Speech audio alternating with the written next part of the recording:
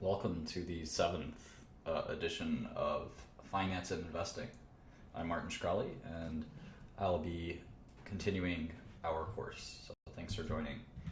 It's 8 o'clock Eastern here in New York, and I wanted to start this lesson off a little bit differently. I was reading this book. Called No Bull by Michael Steinhardt. Let me see if I can zoom that in. Michael Steinhardt was probably one of the most successful hedge fund managers ever. He was mostly a stock investor, and he existed mostly in the 70s, 80s, and I guess early 90s. So a lot of you probably weren't around. I wasn't around, I know that, when he was a major investor. He was one of the early hedge funds, way before the hedge funds we have today that are, some of them are even public companies, etc.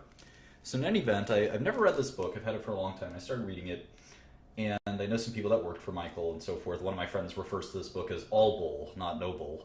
But be that as it may, Michael was still one of the greatest investors of all time. In fact, there's a college here in New York called NYU that has one of its schools named after him. It's the Steinhardt School of Ed.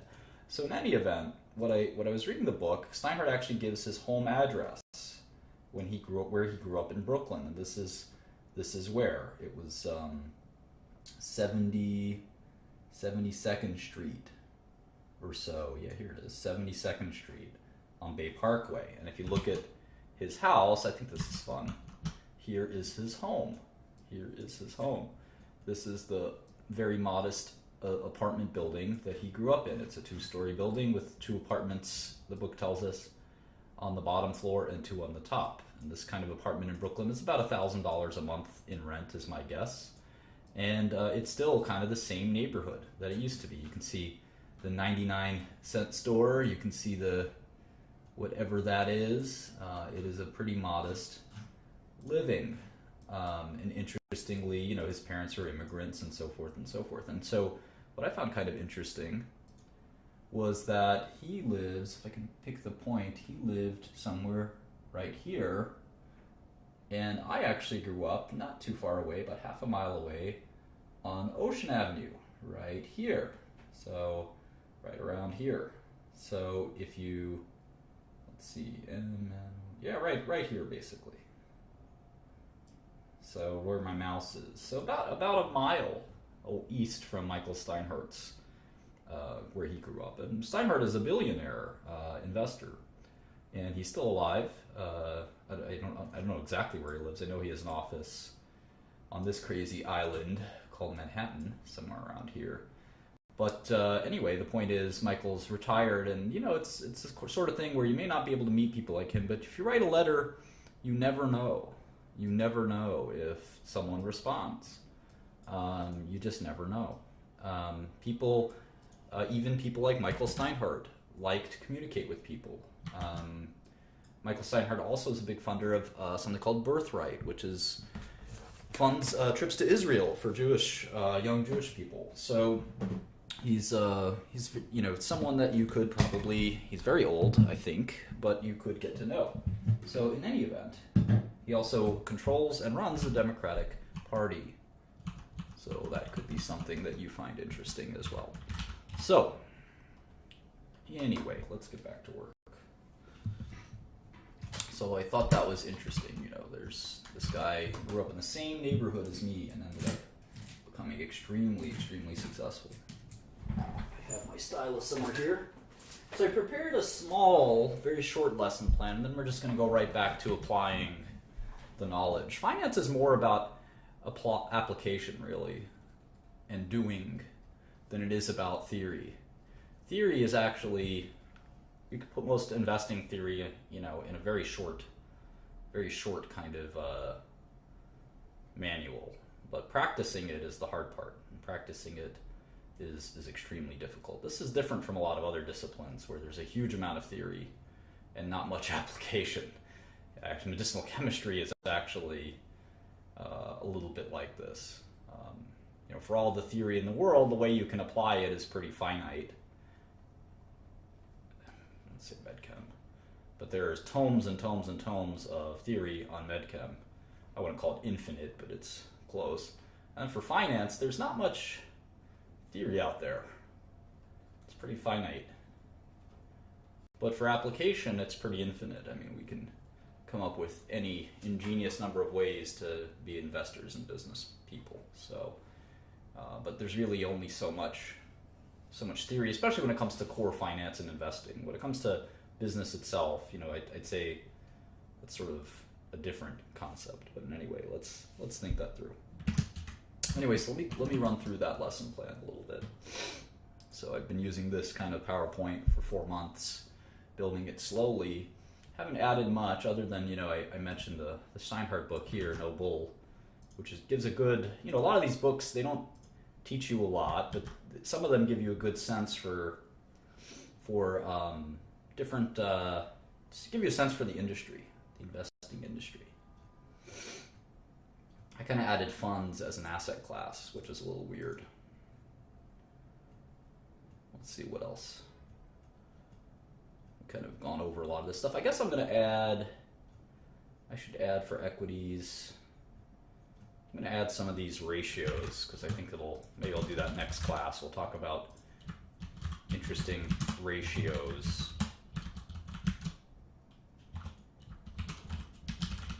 That I've learned over the years and what they mean exactly. We'll talk all about that. So here I'm on the markets and portfolio section, which I just created recently, and we're going to talk more and more about actual markets.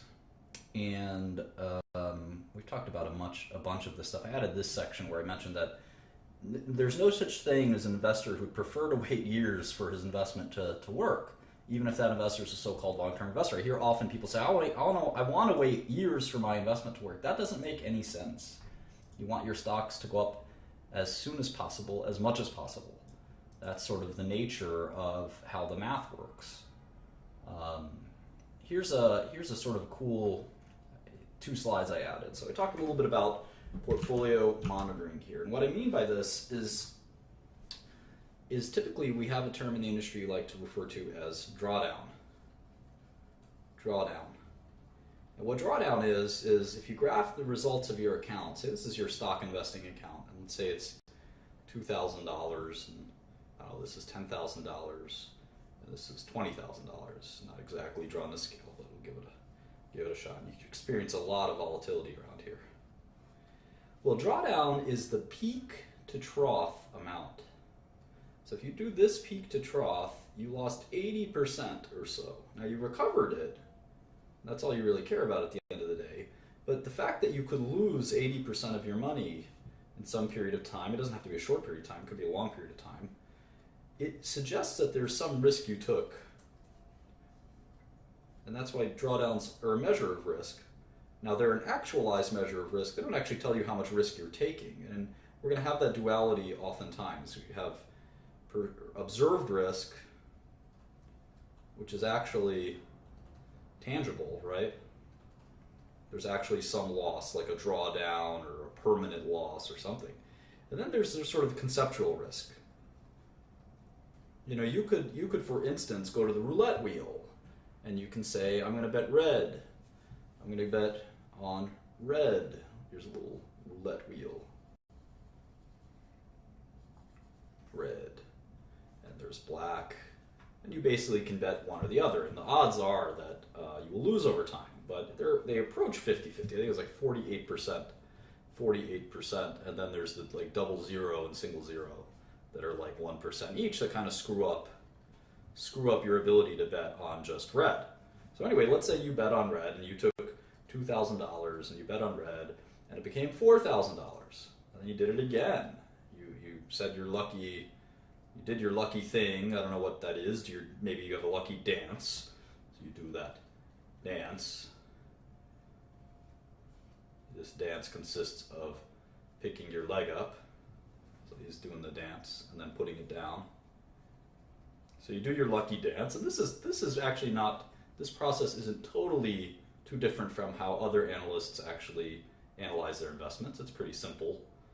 Of course, my method is a little more difficult, but this is a pretty good schematic for how most of Wall Street works. So anyway, and so was this roulette example. So then you bet again, you go to 8,000, and you bet one more time, and you're at 16,000. And you say, okay, I bet red, and I got it 4 times in a row. That's 0.48 to the fourth, right? What are the odds of that happening? I think that's 0.48 to the fourth. So chance of winning is 48%, chance of winning twice, chance of winning 3 times. So there was a 5% chance that would happen, but it happened. You beat the odds. There's only a 5% chance of that happening. So the question is, did you take any risk? Well, obviously you did, but if we looked at just drawdowns, your graph would look like this. It would look pretty awesome. It would be not even a straight line, right? It would be almost logarithmic. And according to the drawdown theory, well, you never had a drawdown. But of course, if you did this one more time and it turned to black, you'd have 100% drawdown. 100% drawdown. So there are a lot of strategies. A good example in finance is writing premium. Writing premium tends to generate very smooth and good returns until volatility spikes and you lose all of your money. And this is what sometimes we call in the industry fat tail risk. And it comes from statistics where there's a probability distribution, PDF, and there's some asymptotic risk here that's like 4 sigma or 5 sigma that occurs and comes out of nowhere and crushes your portfolio. So anyway, the point is that drawdowns aren't a great measure of risk. They tell us something. They certainly tell us something, but there could be some real conceptual risk in the portfolio. Like if you wrote a contract, say you have a swap contract, and the swap contract pays you $1 on this $20,000 portfolio. It pays you $1 a year if, I don't know, let's say if IBM stays above 100. This is a swap, a custom swap contract that you made with Goldman Sachs, and Goldman Sachs said it's a deal. But if IBM falls below 100, Goldman pays you $1 a year if IBM is above 100. If IBM ever falls below 100, you pay Goldman Sachs $1 million.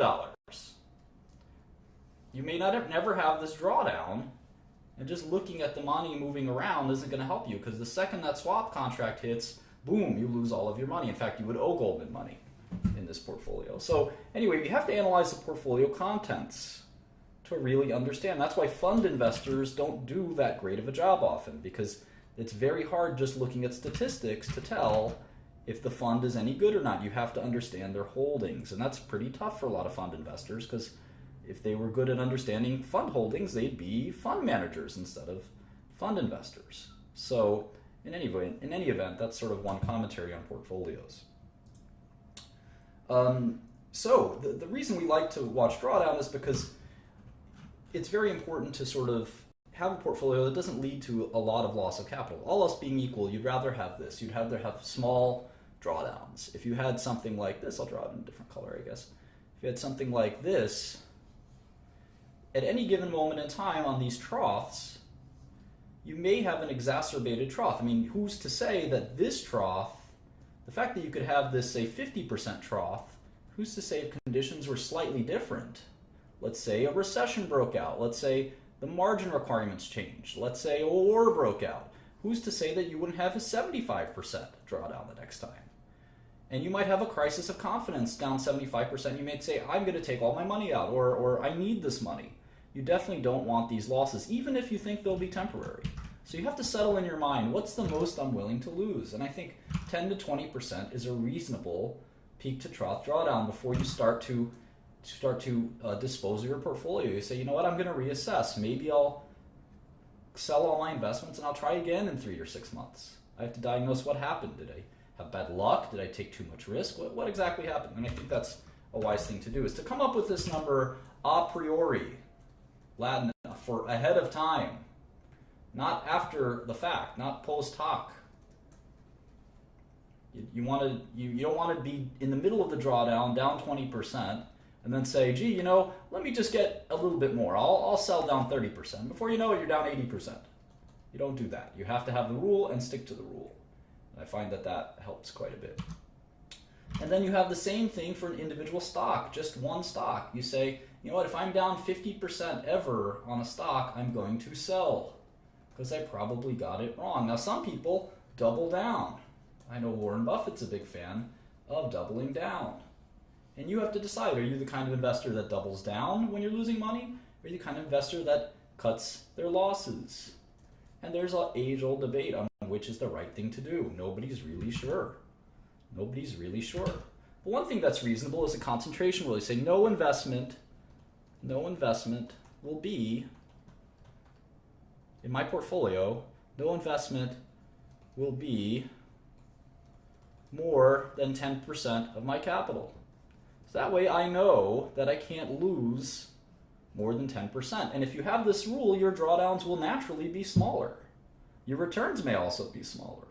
But it doesn't guarantee you from having having good returns or having low risk. You could have a lot of risk.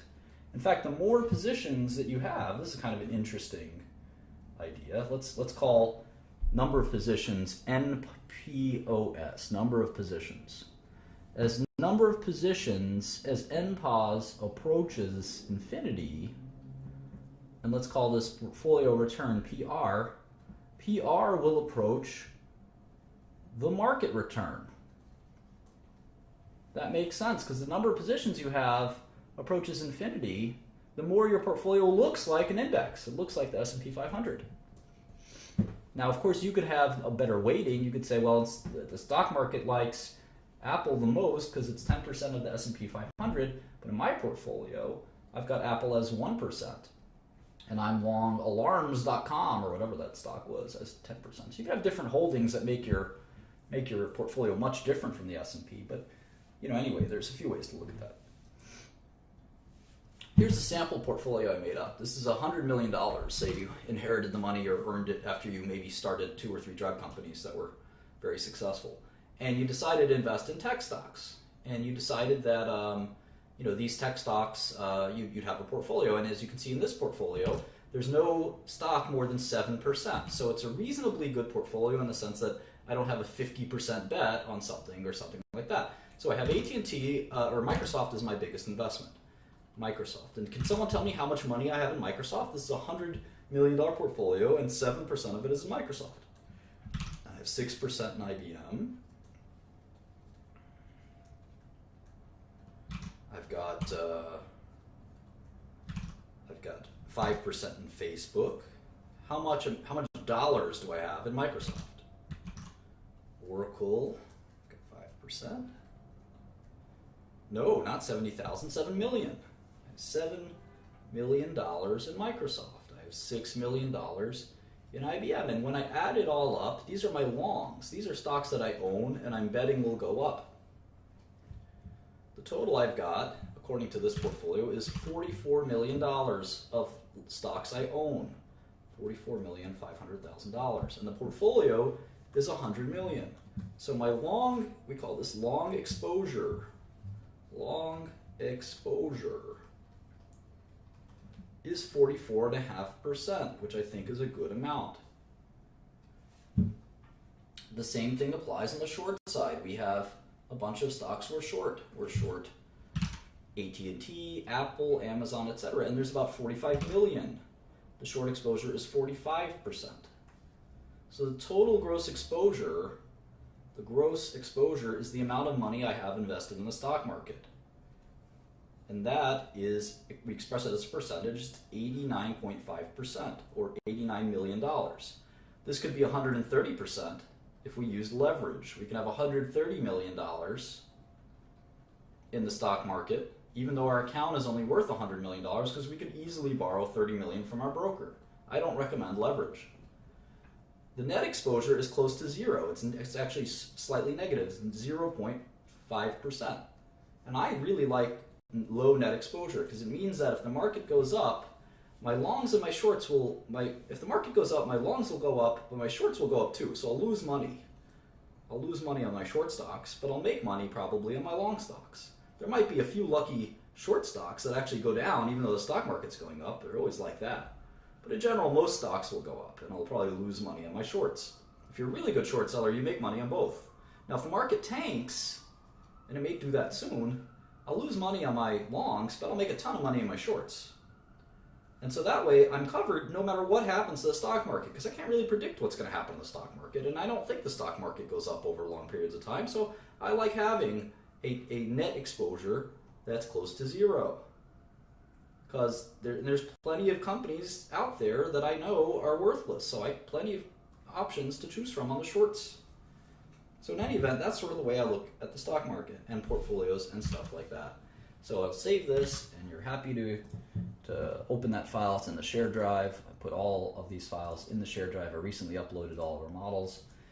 But the key to coming up with a good portfolio is coming up with good stock picks. And it's easier said than done. And you can see that it's a painstaking amount of work, and I'm showing you how to do it, and it's slow and it's tedious, but you know what? I think it's not such a bad thing to do it this way. So anyway, let's look at Alphabet, which I guess is Google.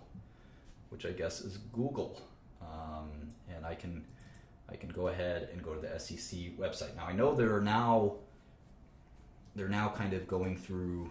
Coke Zero is asking, is there a reason the size of your short positions are the same as your longs? Coke Zero is one of my favorites here. He's probably a key part of our chat. Well, I think if you have really good short selling ability, you're not taking excess risk by shorting a stock that is a large percentage of your portfolio. I know the common knowledge is not to do that, but I don't think that's accurate, and the reasons for that are kind of intense and maybe not a good idea to go through right here. So anyway, Google is not going to report earnings anymore. Alphabet is the new company. So we're going to have to sort of change these models around a little bit. So let's see. Google is still the stock. It's $725 dollars a share. Now what's really important is just because it has the highest stock price of all does not, as you can see, does not mean it's the most valuable company. Apple is much more valuable. I remember my dad used to think that just because the stock price is higher, that means the company is more valuable than another company. And what did my dad not know? My dad's a great guy, but he might not be a stock market genius. What was he missing? What was he missing?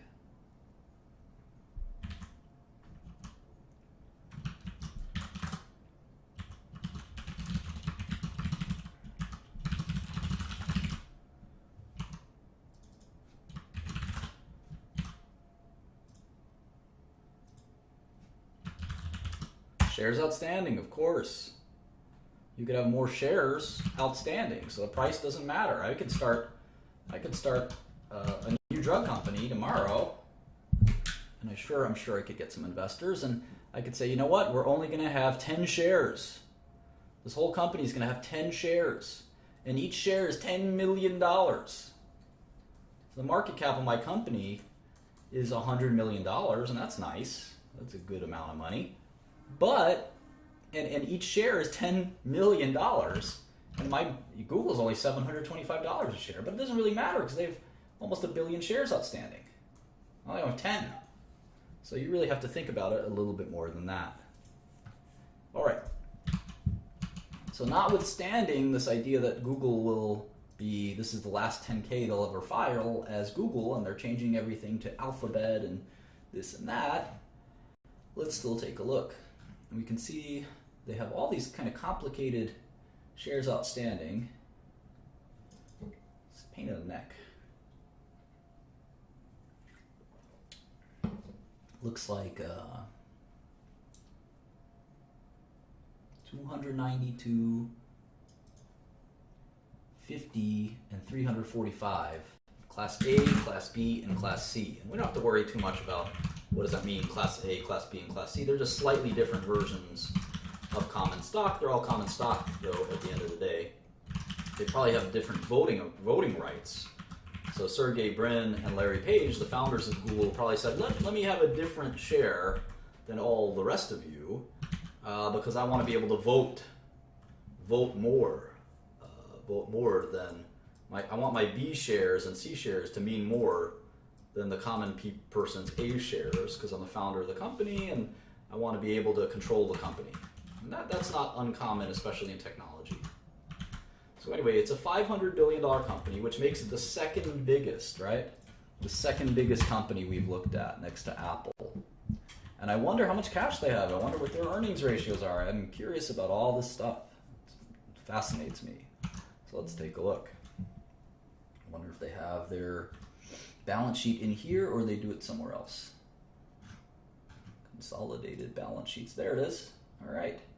So notice this is 2014, this is 2015. So you got to use these numbers, not these numbers. All right, looks like they have 73 billion of cash. 73066. Let me just write down Q415. So the enterprise value will probably be lower. Let's see if they have any other investments. Here they have another 5 billion. Yeah, I don't like the alphabet name myself, but you know that's their call. All right, so they have some debt. They've got some Google debt, 2 billion there. Where else? Short-term debt, another 3 billion. All right, so not much debt, mostly cash. So they're like Apple. They've got this massive amount of cash, and they're waiting to buy something. But I guess they find the startups too expensive. The Snapchats and the who else? The cool little startups that are out there. And but you know, between them, Microsoft, Facebook, and Apple, there's how much is that? 300 billion of cash just sitting there, not doing anything. These companies don't need that cash. And they can borrow probably double that. There's probably 600 billion waiting to buy something cool. Makes you want to start a tech company, doesn't it?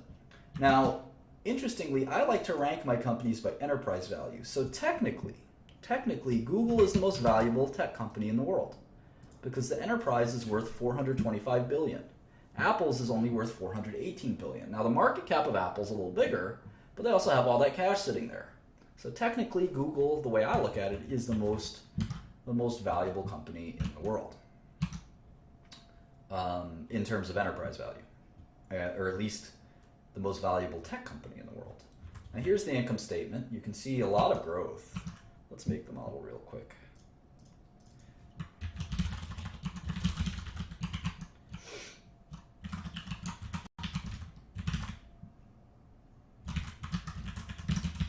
You can see a ton of growth. Revenue went from 55 billion to 66 billion to 74 billion. And those are all ads. Google is an ad machine. You can see revenue grew 14%, 19%. At one point, Google was growing a lot more. So these are more, I wouldn't call them pedestrian. These are still very high growth numbers. 14%. Let's see what Wall Street thinks 2016 will look like. And remember, you can get this from Yahoo too. You don't need a Bloomberg. So for revenue, Google, they're saying 71 billion. Now remember, they're going to move. Alphabet is kind of all messed up, right? Because is it A? Is Alphabet A? No. What's going to happen? This is so annoying. All right, 2015 revenue is 75 billion. So why doesn't that match up on Bloomberg? Well, either way, they're projecting 18% revenue growth. So maybe we can just put in that. So they don't expect revenue to slow down meaningfully. So you can see Google has 18% revenue growth. And the only company growing faster is Facebook. That's pretty interesting, right?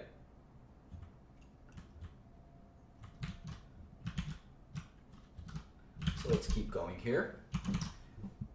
Cost of revenue, R&D, etc. You can see their income is about 20 billion. That's their EBITDA, earnings before interest, taxes, depreciation, and amortization. And you can see their earnings are about 15 billion. 16 billion. So what's that? How many times earnings is that? If I have 16 billion, that is 26 times earnings. 16 billion. So maybe next year they'll do 17 billion. Just put in some placeholders. And you can see that it's interesting. On a 2017 basis, let's see. Let's multiply this by 15%. Let's multiply that by 15%. All right, so on a 2017 basis, the most expensive company is still Google on an earnings ratio basis. And Facebook actually will be growing so fast, hopefully, that it's not the most expensive company. But of course, we still have to think about risk to cash flows. And we'll spend a lot of time doing that. But some of these ratios are interesting. Google is 3 times almost more expensive than Apple. That's how pessimistic the stock market is on Apple's earnings longevity. People think Google's earnings, even though they're smaller than Apple's, right? They're much smaller. Look at that. Apple's going to make $50 billion, and Google's going to make $21 billion. But they're still worth the same amount. That's crazy. I mean, a company, as we've learned many times, a company is the present value of all the cash flows. And cash flows are earnings, right? So the fact that Apple is earning more money than Google and Microsoft combined. Look at that. For 2017, they'll earn more money than Apple and Microsoft combined. But it's still about half of that size of a company. It's still about half. Or in other words, Apple is worth just about as much as Google and Microsoft, even though it's out-earning them by double. That's because people think these earnings are not going to last. Some point in 2018, let's say, Apple's earnings are going to drop. Say they'll drop by 10%. But Google will still grow. And Microsoft will still grow. And Facebook will still grow by a lot. And if you keep extending this theory that Apple has peaked, eventually these cash flows will converge. 2020 earnings. And you can see now the differences aren't so significant. In fact, if Facebook keeps growing at the pace they're growing, Facebook may have the most earnings in 2020. How about that? And that's why they're all kind of neck and neck. They're all neck and neck. And each move they make will determine the future and their stock price. For instance, Apple may come out with a great new product, and then their earnings multiple will go up because there'll be more confidence. There'll be more confidence. And now it's not the multiple that's going up, it's just the value of the company that's going up. And remember, the value of the company is the discounted sum of cash flows. So if there's more confidence that instead of it going from 53 to 48 to 43 to 38, that instead it's going to actually start going up 50 to 53 to 56 to 58 to 64 to 70, then I guarantee you the value of the company will go even more. But I think people are worried because Apple's only product, their major product, is the iPhone. And iPhone sales, as you can see, of these 4 companies, who has the lowest growth? This is revenue growth. Revenue growth. It's got the lowest growth. So there's already signs showing that Apple has peaked, whereas none of these other companies are showing signs of peaked. And Microsoft has peaked, but at least they're very diversified. They've got Office, they've got Windows, they've got Xbox, they've got Azure, they've got all kinds of stuff that keeps them from really, they're kind of a stalwart. Whereas Apple, gosh, they're looking very risky with that iPhone. What if something happens and an iPhone competitor comes out that's pretty good? All of a sudden, Apple will be cut in half. So Apple has a diversification problem and a growth problem, whereas Microsoft has a growth problem, but they're very diversified.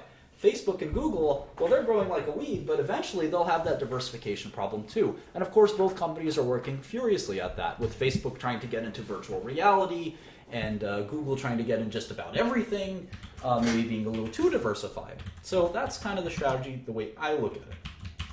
Now, of course, we have to sort of go into all of this in more detail, and we learn about their business model when we do that, right? That's the cool thing, going through these numbers. Now you can see their cash flow is actually a little bit better. Well, I don't know. If you exclude the DNA, it's about equal to net income, as the quick eyeball will tell us. And so the best way to do the annuals, as I've told you a few times, is to actually go to the 8K.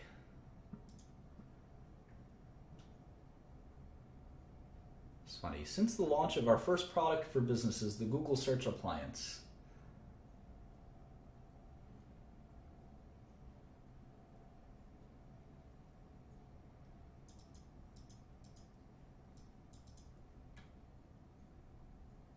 Bebop.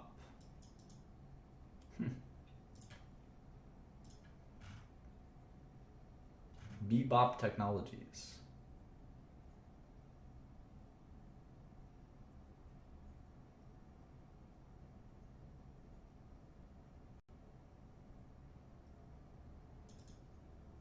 John Doerr will replace Diane on the audit committee. John Doerr is a legendary Silicon Valley venture capitalist.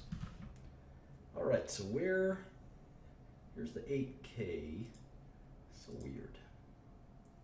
Here's the third quarter, but I don't see the Q4 8K. What a pain. What a pain. I'll tell you what, maybe I'll go to Google Investor Relations. Sometimes that'll help. Alphabet Investor Relations. I like their website, abc.xyz. It's kind of funny, isn't it?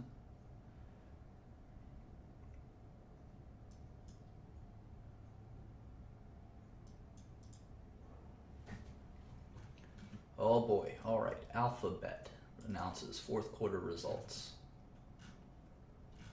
I'm just going to look for something that looks kind of like an income statement. You can see revenue growth and constant currency revenues grew 24%. It's pretty good. And remember, they're well, let's see here. I don't know why constant currency revenues would be growing faster. I guess because the euro is holding it down. That's the reason. Everyone's being depressed by about 6 or 7%. That makes sense. This is one of the weirdest income statements I've ever seen. All right, well, there's a balance sheet that looks normal. How about an income statement? Oh, okay, good.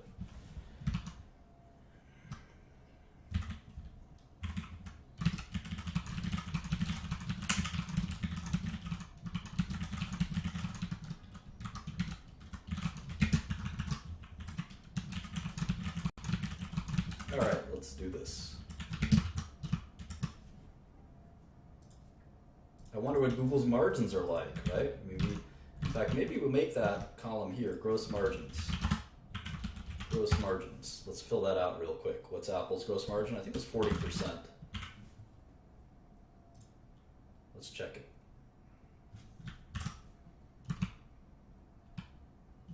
Gross margin, 40%. How about Microsoft? And the links just help you open this stuff so much faster. Looks like 63% or so. How about Facebook? I think that was in the 80s.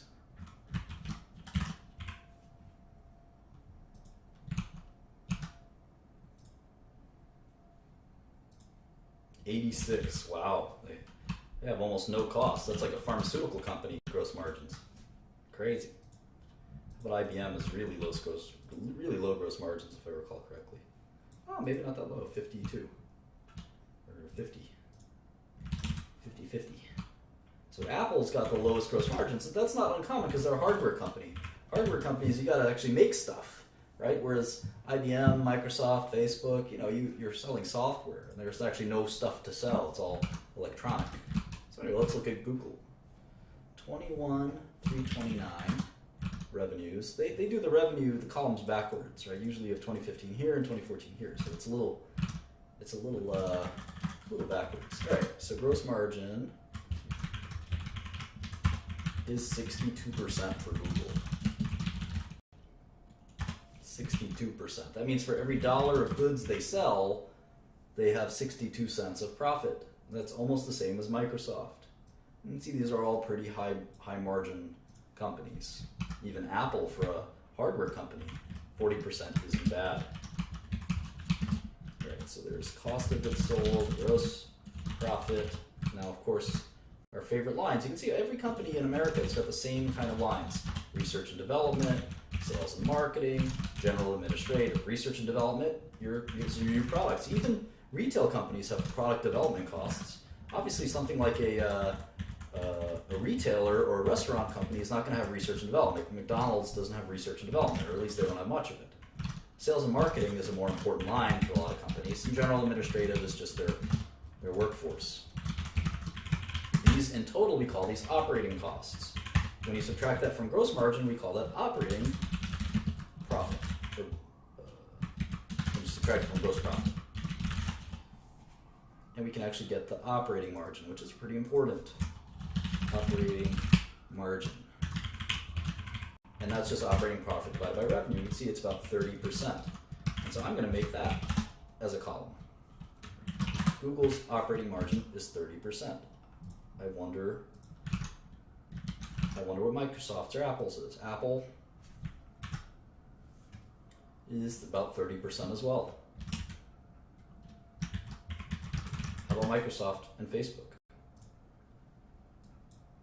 You can think of operating margin as what's left over after all of your business costs are deducted.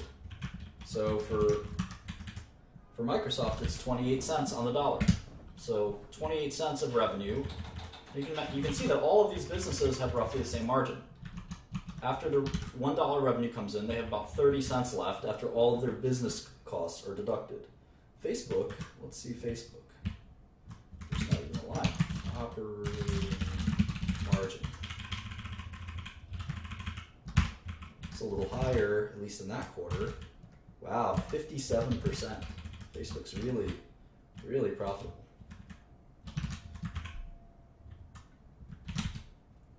See, it's 54%.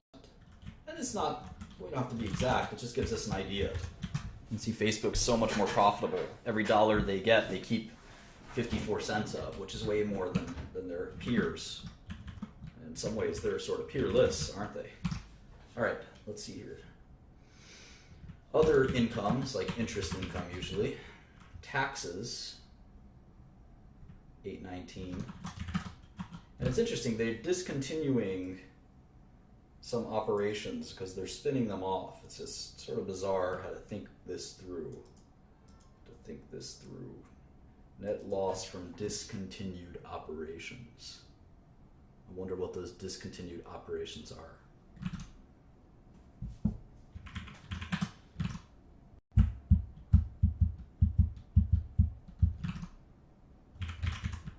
And I'm sort of mixing and matching the years, so that's why there's errors here. Let's do this again. 1572. Again, they have this sort of backwards 2014, 2015. It's a little annoying. Much better. 4923. How many shares outstanding? They don't want to tell us. Fine. I don't need EPS anyway. I focus on net income.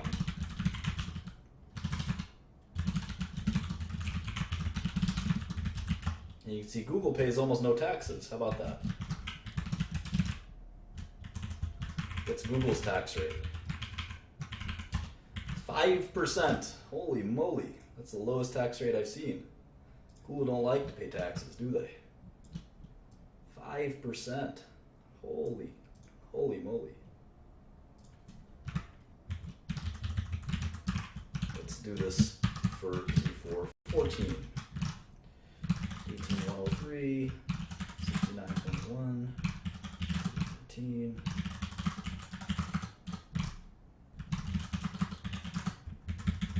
Well, that was looks like it was an anomalous year. They were paying 18% taxes for Q4 14. And again, this net loss from discontinued operations kind of freaks me out a little bit. I wonder what that means. Irrespective, that's that. So how about GAAP to non-GAAP?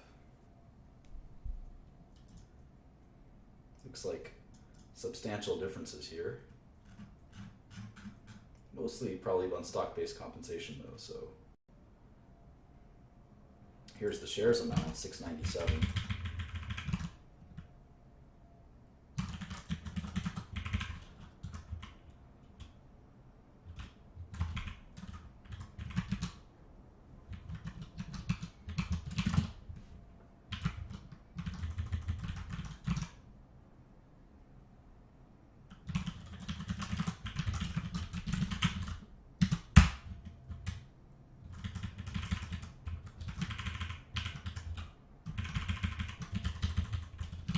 All right, so revenue last quarter grew 18%, so really healthy growth, especially if you look at local currencies. My guess is revenue is in the 20% growth. So Google is still growing like a weed, which is somewhat surprising given how much revenue they've got. And if you really want to really complete this chart, you don't want to make it too crazy, but maybe you could put in 2016 revenue.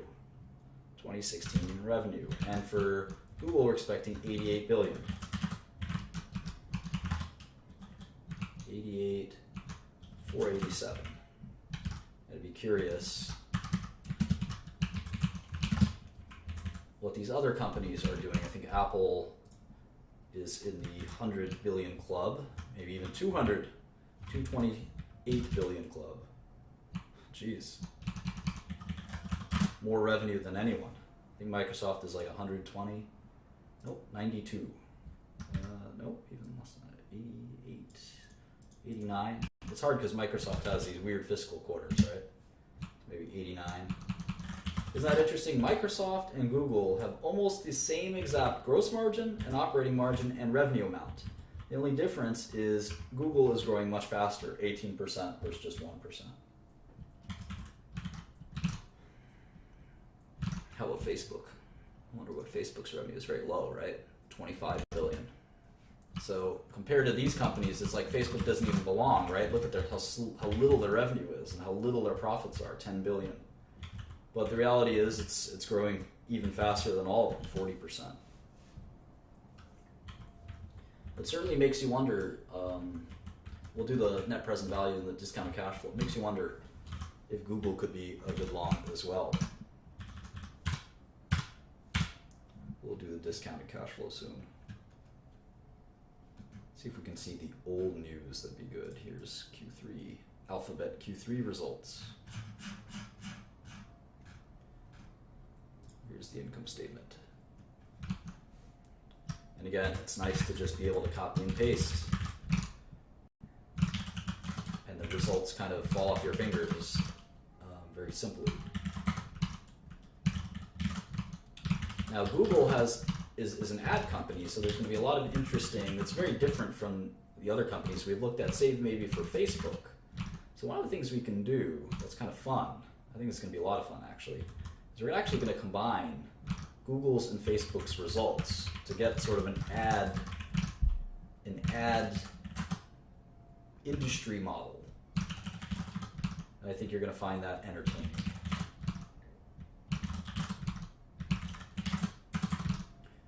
So the question is ad revenue growing in total? Are they taking ad revenue away from traditional ads like TV and radio? Obviously the answer is yes, but the question is how much, and at what point have they cannibalized the entire ad system? Or are there going to even be TV ads anymore? It's a serious question, right?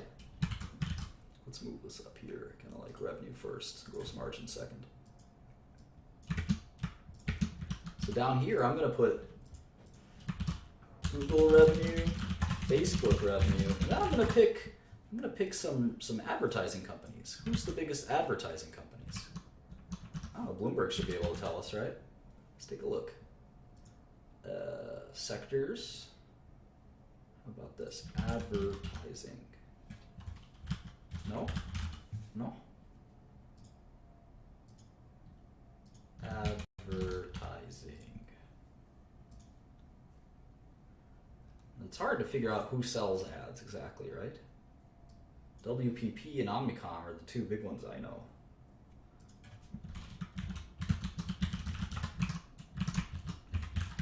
Do they sell ads exactly? I'll have to decide. Is it more like a NBC? I mean, they're a content company. Comcast? How do we think about it? How do we think about it? Maybe radio companies? I don't know. We'll have to think about it. Let's try this. Global advertising revenue. Global advertising revenue. Total media spend. Advertisers spend $600 billion worldwide. That sounds like the number that I had in my head, because I always knew that the global advertising was about the same as global pharma, which is about 600 billion. So the advertising business and the drug business are pretty similar. They're pretty similar. So if I did 600 billion, we can see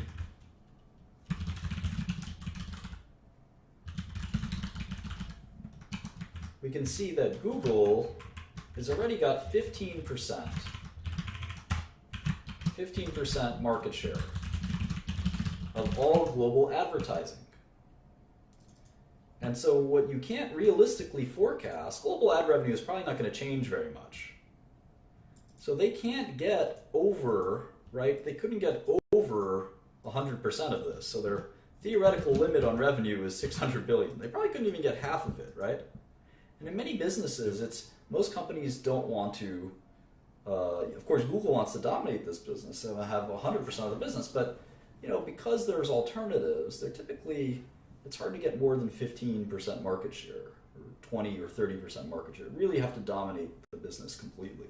So that's going to give us an interesting way to limit the amount of revenue they can make. And I think for Facebook, they're looking at 25.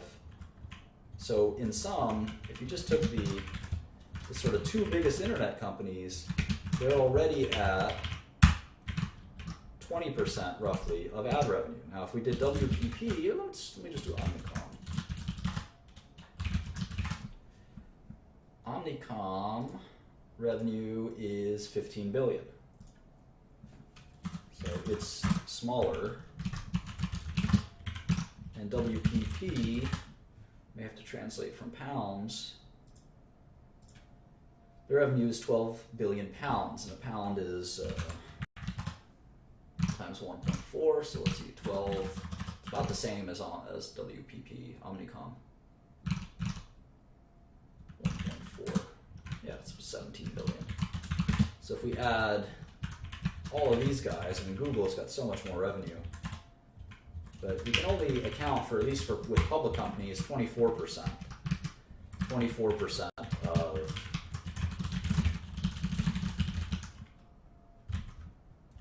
24% of the global advertising industry. Obviously, there's going to be other ad makers and ad sellers are going to try to put them in our model and track them over time, because eventually the fact that Google and Facebook have so much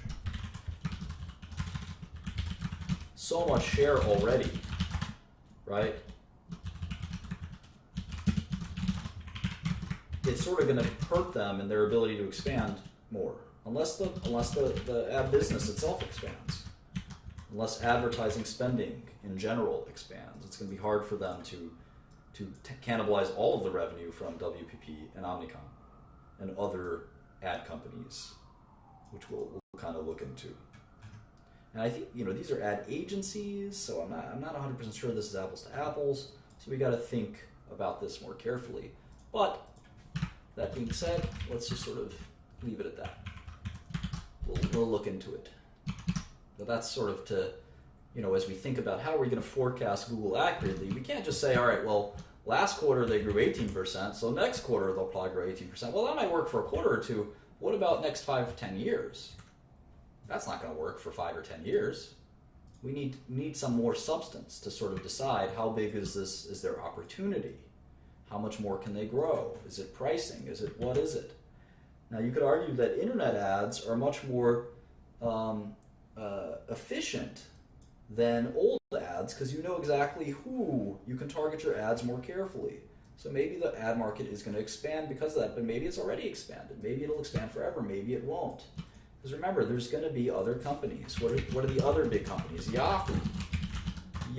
What's Yahoo's revenue? Yahoo's almost all ads revenue, I believe. So what's Yahoo? Yahoo is a measly 3 billion, but it's something. Who else? Who else is a big internet advertiser? We can go here, right? Well, certainly Baidu.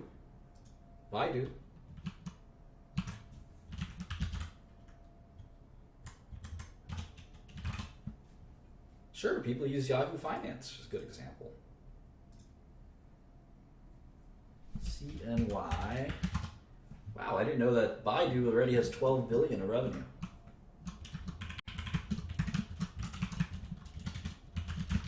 People use Yahoo Mail. People use all kinds of things. I know Microsoft has a bunch of ad revenue, and we can actually, at one point, Microsoft even disclosed how much they have, so we can actually look at that. It's roughly 12 billion for Baidu. All right, so it looks like these internet guys we're tracking, internet share, it's about 22%. 22%. Just these 4 companies. There's more companies than that. There's way more companies than that. So if we add all this up,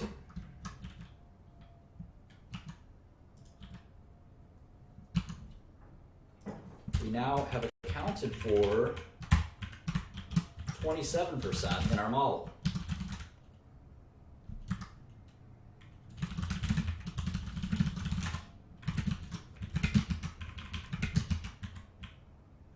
And I'm sure we can do that with a few more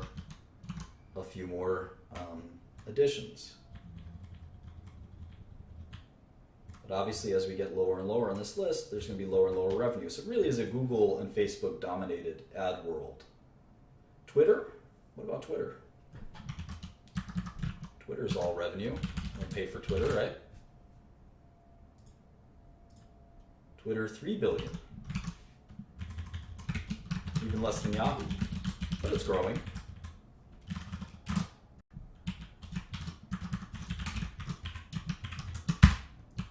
So there you go. So anyway, we're going to have to learn the ad business if we're going to learn Google, and that makes sense. That's most of their revenue. All right, let's keep going.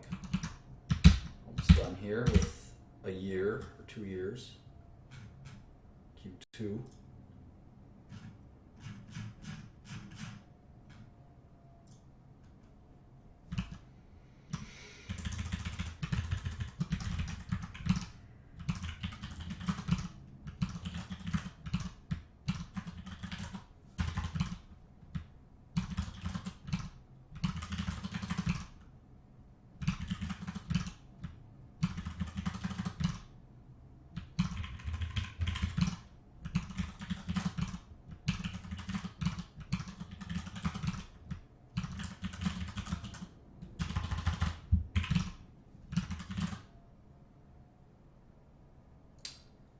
Did I just overwrite this? I shouldn't have done that.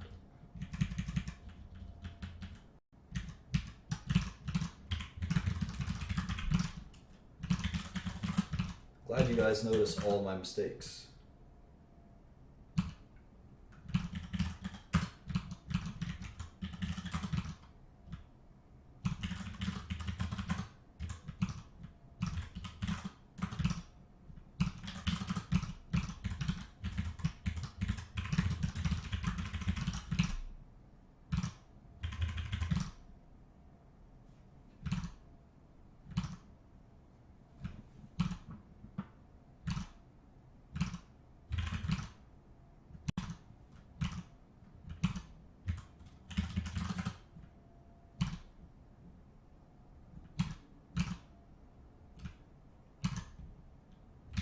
Great.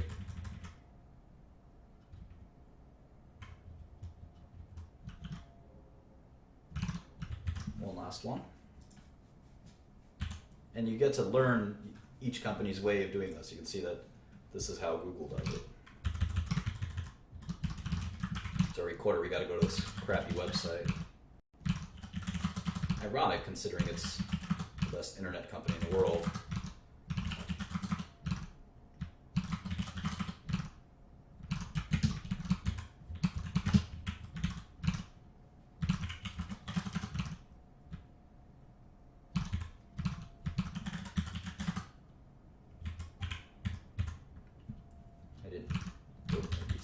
To the Q2, I missed something. Shares outstanding.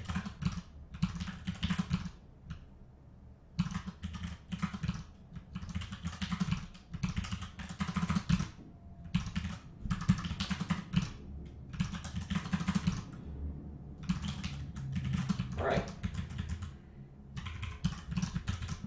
Let me just go back and quickly get that last number I missed.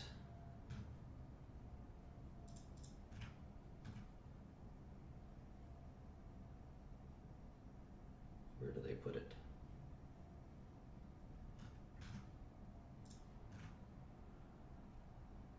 How frustrating.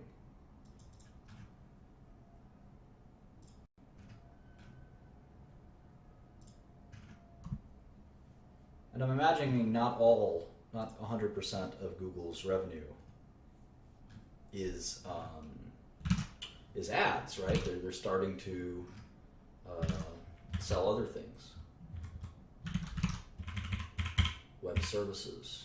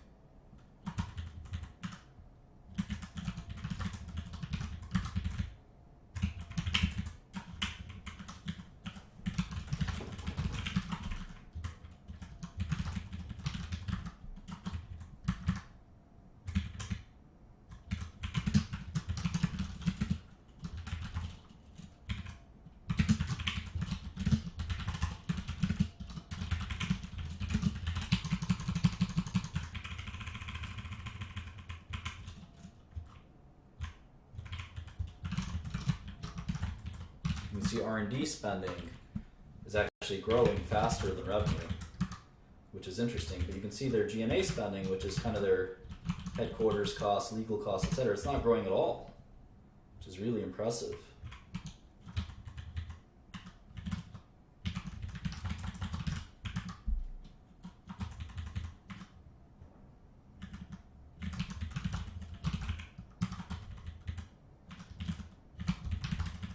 They're spending a lot of their money on those advanced projects, or whatever it is. So you can sort of forecast earnings. Their tax rate kind of fluctuates, but looks like on average it's about 20%. Just you can also track that in our main page. We can track the tax rate for each of these big tech companies. So it'll actually be pretty important for us. Right, so there's sort of our rudimentary model where we forecast for 2016 at least that they'll make $18 billion, and Wall Street's been saying $18 billion, so it's a pretty reasonable guess as to what they'll do. Now we're going to have to sort of reverse engineer what the stock market thinks what will happen, what the stock market thinks will happen, I should say, which is sort of my method of imputing the market's expectations using discounted cash flow.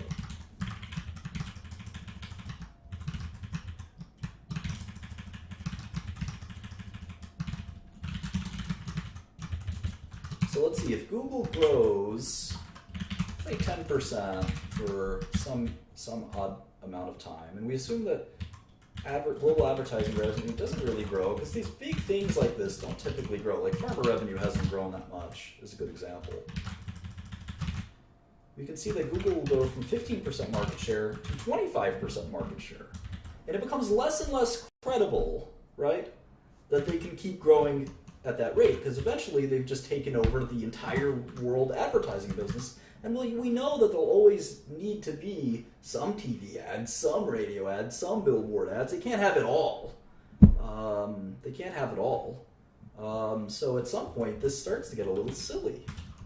How much more can they grow? Maybe they can grow in their web services and stuff like that, but after a while, I don't see them. It's not really possible that they can take over the entire advertising world. It doesn't make sense.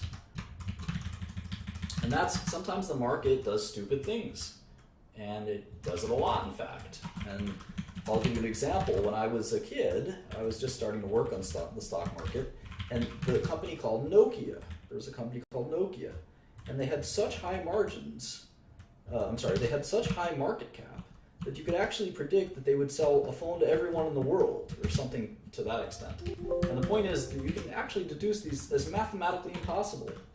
it's not really mathematically possible for a company like Nokia to do that. And so Nokia was a great short in truth. And true to that point, Nokia has been as a company that's gone from a $200 billion company to a $20 billion company. Anyway, here's some rudimentary forecasts. Yeah, web services, we'll have to look into that. Yeah, Apple may be like Nokia, that's right. And that's why the market is so skeptical. The market's really skeptical of Apple. Also, tax rates. These companies don't pay any taxes, and they do a lot of foreign business, but foreign taxes are high too. So if tax loopholes are closed by, say, a Bernie Sanders or Hillary Clinton, all these companies will suffer quite a bit.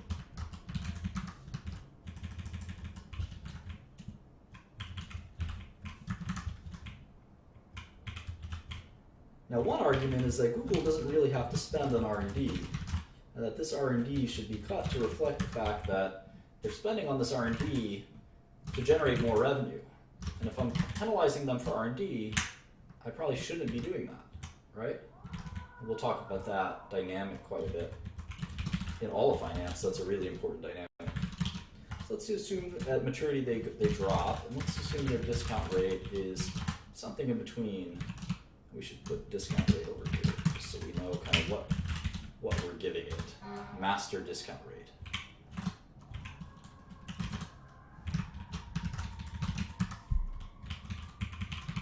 So let's assume it's 6%. Actually, I could just link it like this. So now we can get an NPV.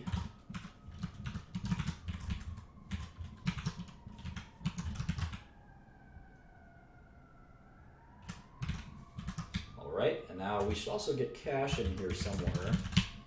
Net cash was 73 billion, let's just say. So by the end of 16, cash will be 90 billion. And this will just accrue like this, and we can assume that they earn, say, 1% on their cash.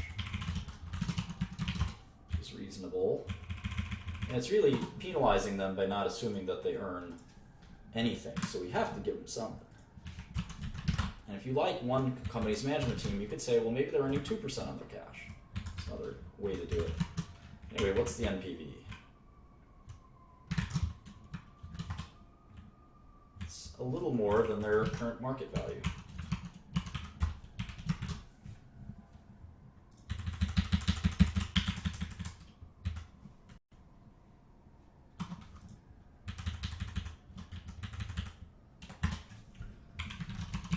Excel has this bug where sometimes if you calculate numbers, it resets it to 10 decimal points. I gotta call Bill Gates and tell him to fix that. All right, so we get about 1147 versus the current stock price of 725, which is a nice return, 58%. 58% return. That's also assuming they can grow this revenue. It's pretty modest assumptions, but I guess the bigger question is, can they hold it? Can they hold it over time? Not so much are they there, they're there, but the question is, will they shrink? So if I wanted to reverse engineer this until I get the market's expectations, let me do that. What if they start shrinking? Well, then I get roughly the current market price. They started to shrink.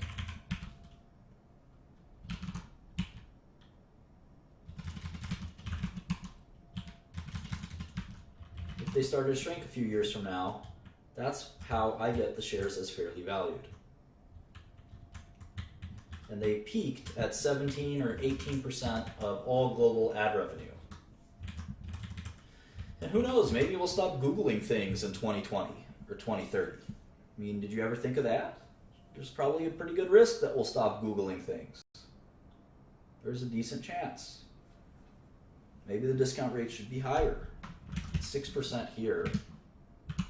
What are we saying for Apple? Apple should be like 7%.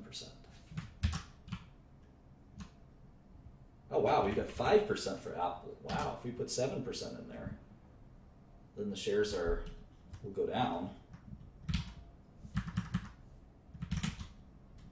I definitely think Google is less risky than Apple, but maybe not. I don't know. Microsoft should be like 5%, right? Yeah, 5% sounds good. Facebook should be the highest. Should be like 10% discount rate, I think. 8%, right? As long as it's the highest. We should put our fair value, right? Fair value.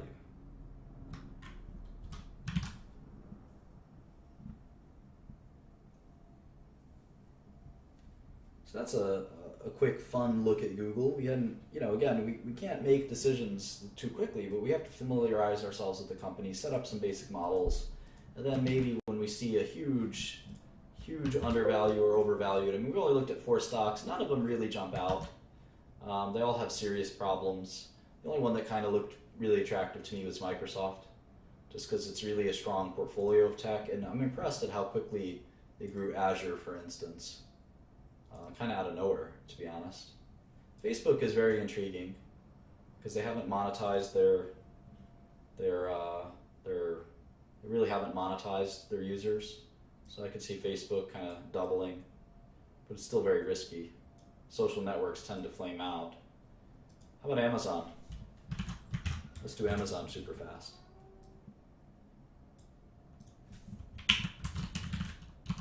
Yeah, I don't think the WACC is a good way to do it. I think you should just come up with your own discount rate.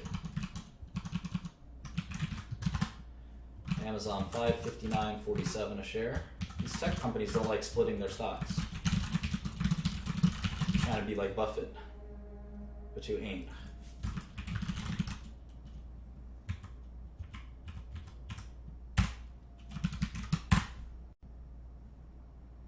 That should be a rap song. I should be a rapper, I think. Sometimes I think. I would be good at it. Maybe I go to Amazon IR.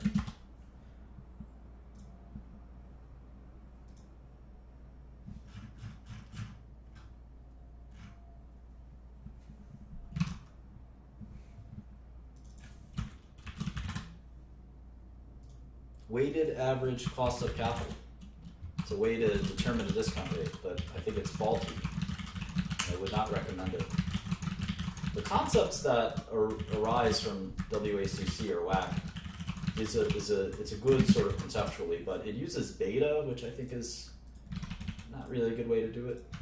And then it sort of evades the concept that there could be some companies that are really have very, very little risk and bear no resemblance to things like equity risk premium and stuff like that. That's a little. It's not, I wouldn't say beyond, it's just sort of not a good way to learn it. So there's Amazon's revenue, total revenue of 35. Well, they want us to look at 2 lines of revenue. So they have their retail business, product sales, and then they have their Amazon Web Services, I guess, services sales. So revenue is about $35 billion a quarter.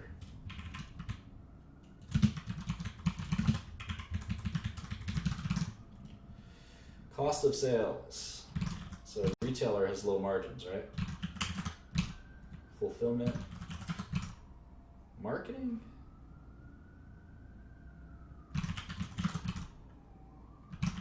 Technology and content.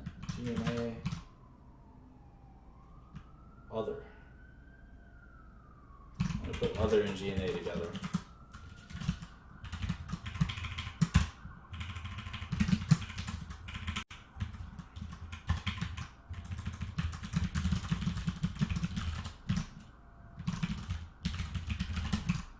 Fulfillment. Isn't fulfillment part of cost of goods sold? I kind of think so, right?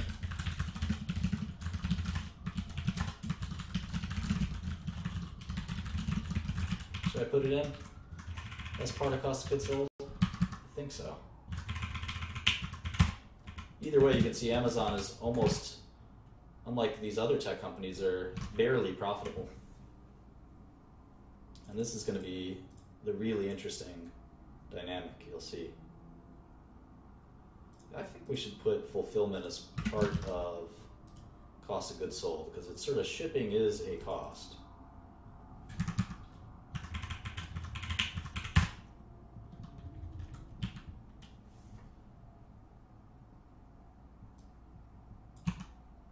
Right, you can see that Amazon has the lowest margins of all, 36 billion in revenue and only 1 billion in income, and that's because they're a retailer. But they're not just a retailer; they obviously have the Amazon Web Services too.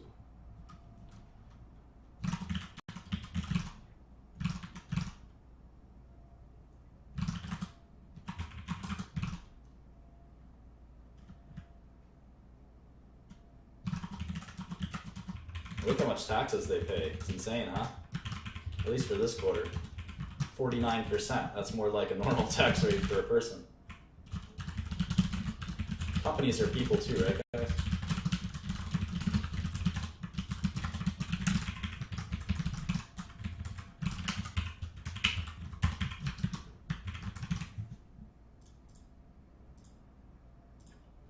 I'm gonna play some League of Legends after this, and maybe I'm gonna drink a beer. Yeah. So let's do their gross margin and stuff like that. Gross margin, look how low their gross margin is. 19%, that's actually not terrible for a retailer. It's about average. But compared to their peers, it's by far the lowest margins, right? By far. How about operating margin? They're like barely break even. It's barely a business. And they've been around so long. Operating income, 1 billion. 35 billion. I don't need to be a mathematician. No, that's about 3%. Look at that, right? They're barely profitable compared to these other guys. That's wild. I always thought Amazon was a short.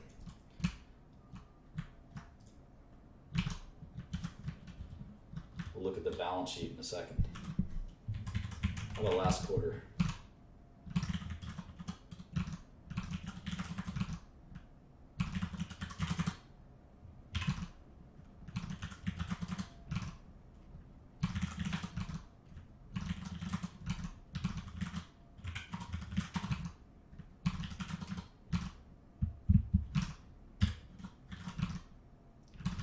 Last quarter they were profitable as well, but just barely, right? They only made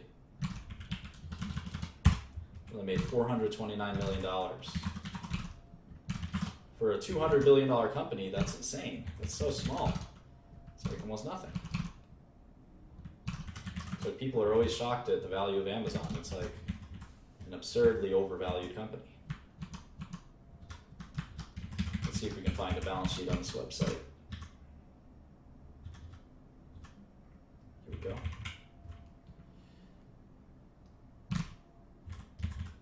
Cash.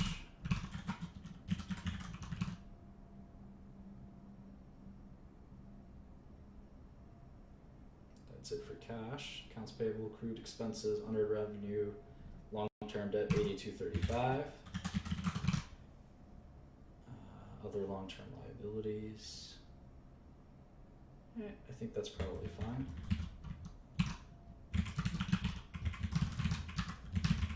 How about shares?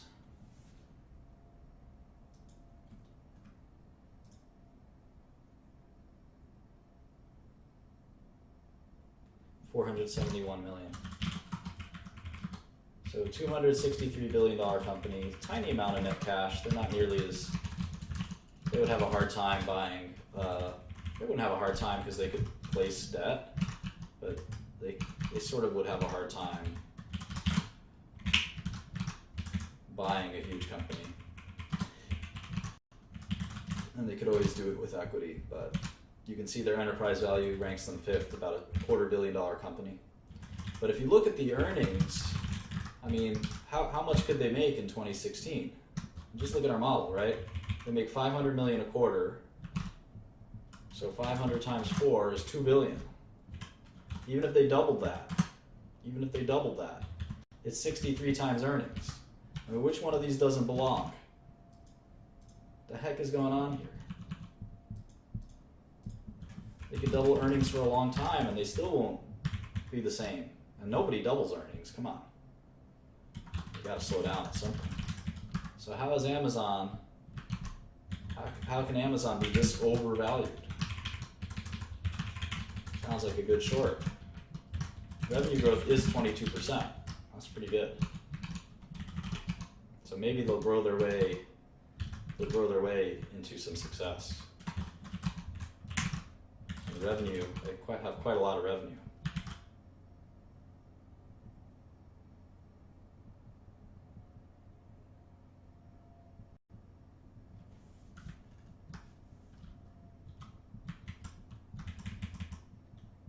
So we got to think pretty hard about Amazon. It seems overvalued. And it's good to look at, that's why it's good to look at so many companies, because you say, of these 5, I'm only invest in one. Which one is the very best bargain? For the growth, right? There's two kind of things we look at if we have to summarize investing in sort of two discrete things. What would they be? I said one of them. Growth, sort of cash flows. And what's number 2?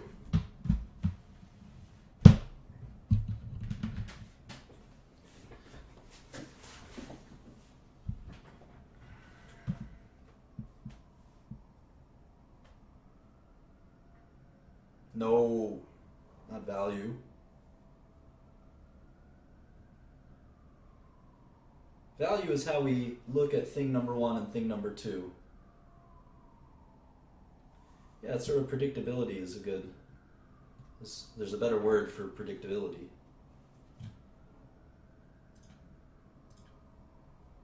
Risk, good. Risk. Growth and risk. Growth of the cash flows and risk to the cash flows is how we calculate. We use this to calculate let me just start over. Calculate value. And obviously we don't know these things for certain, right? We don't know what the growth of a company will be. It's hard to tell. It's really hard to tell. We don't know what the risk is. It's really hard to predict risk. I don't know if we'll be using Google in 2020 or 2025 or 2030. For all I know, we'll be using Google even more. I don't know. It's hard to tell. But sometimes the market gives you such lopsided options, such lopsided opportunities, where it says, I'm going to say that both at certain stock prices, say if IBM, or let's pick Microsoft. If Microsoft's at $51, which is 14 times earnings, the enterprise value to buy the whole company is $333 billion, and the earnings is about $24 billion. Let's say for whatever reason Microsoft stock drops to $100 billion.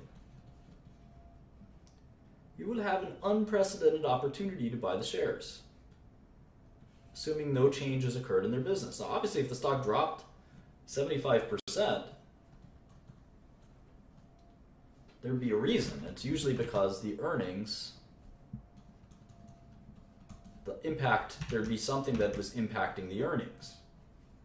The earnings would drop. But let's say this was a special situation where you had an option to buy Microsoft stock at 60-70% off, 66 to 75% off. This would be an unprecedented opportunity. You would get your money back in 5 years. And every year after that would be what? It'd be free. Free cash for you. So you put down $100 billion, and let's say you don't have $100 billion, practically nobody does. So it'd have to be 0.000001% or something like that of $100 billion. Let's say you bought it for $1 million. $1 million. Well, your share, it would pay you back $250,000 a year, the earnings of the company. So after 4 years, it's not even 5 times earnings, 4 times earnings. After 5 years, in 2020, you hope the Microsoft is still making that $250,000. And we know from annuities that $250,000 a year divided by a discount rate, and we calculated a Microsoft discount rate at 5%. So divide that by 0.05. What is that?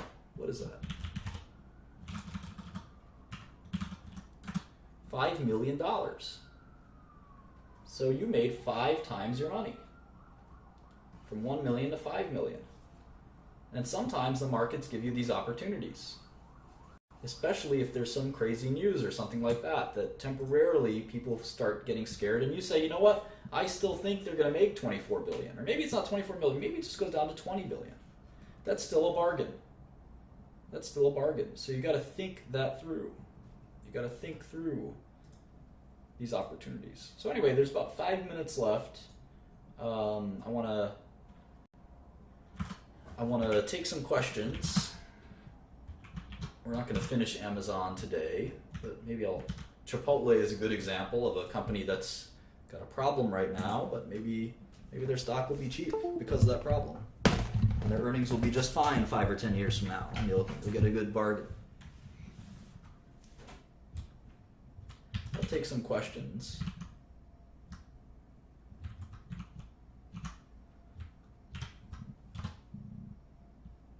If you have questions, and then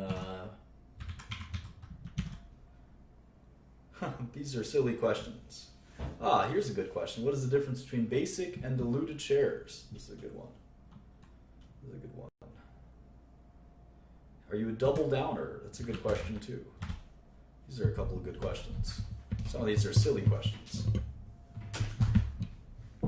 Some of these questions belong on Sesame Street. All right, let's see. All right. So the first question is, what's the difference between basic shares and diluted shares? Basic shares outstanding and diluted shares outstanding. This is pretty simple. So basically, no pun intended, the basic shares outstanding are the ones that are not subject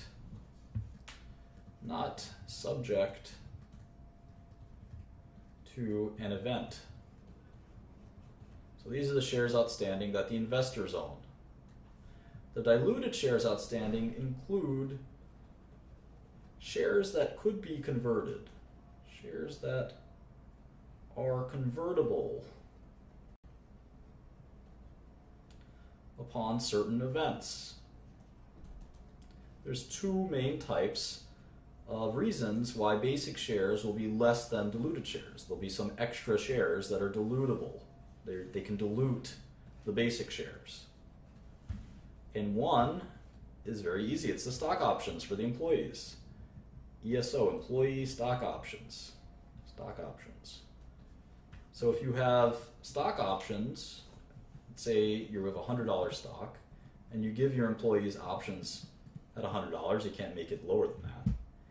And the stock goes to $150. Well, your employees will cash in their stock options. Let's say you gave them 1 million shares. And the investors have 40 million shares. So you technically have 41 million diluted shares, outstanding shares, and you have 40 million basic outstanding shares. So do you have 41 or do you have 40? Well, it kind of depends. If the stock goes to 60, the employees will never exercise their options, right? So an option is a right to buy. A right to buy, a call option, or an employee option is a right to buy. So if you have the right to buy it at 100, but the stock is at 60, you wouldn't do that. So that's sort of one way to look at it. Do I double down? Have I ever shorted something to zero? Yeah, practically, I short a lot of biotech stocks that have a big cliff usually. Something like this happens, like a drug failed a trial. Drug fails phase 3. There's a drug company coming up soon called GW Pharma that I think will fail their phase 3, and the stock will plummet. It will go down 80%. I usually get out at that point. So that's typically what I do. I can't tell you what I think of one stock or another stock or something like that, and I can't answer questions about Bitcoin or something like that. I don't know anything about that. What else? Any other questions?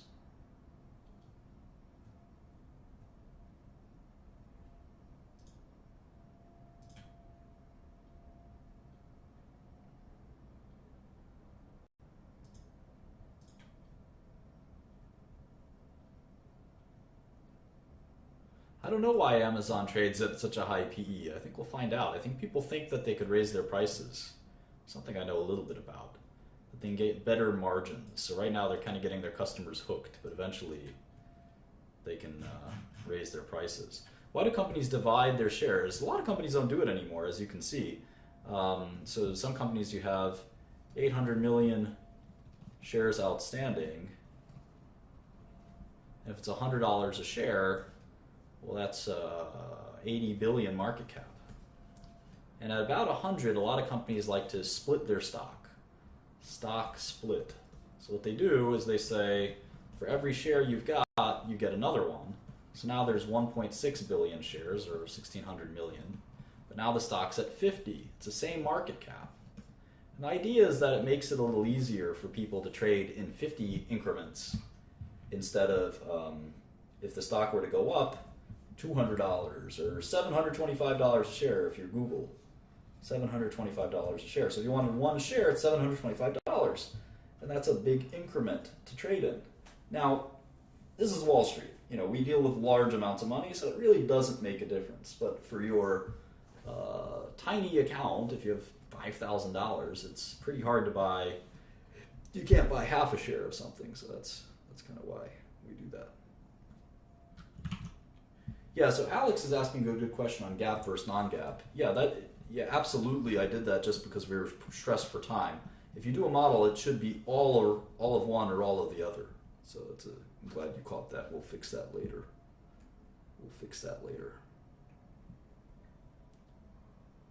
Do you personally think that hiding revenue in offshore banks to pay less in taxes is, lack for a better term, fair? No, I don't think it's fair. It's illegal, I believe. You can go to jail for that. I don't encourage anyone to do that. Now, companies do have tax. Most companies have a tax group whose goal is to lower their tax exposure. Wouldn't we all be nice to have 10 or 20 people calculating how you can avoid taxes? That would be great. And they're usually very successful. You can see these companies usually pay 10 to 20% in taxes. All right, well, this has been about 90 minutes, so I'm going to sign off now. Maybe I'll address so-called technical analysis later, and how I think it's a mirage. Technical analysis. I don't think it's a reasonable or real thing. It's sort of been replaced by quantitative analysis.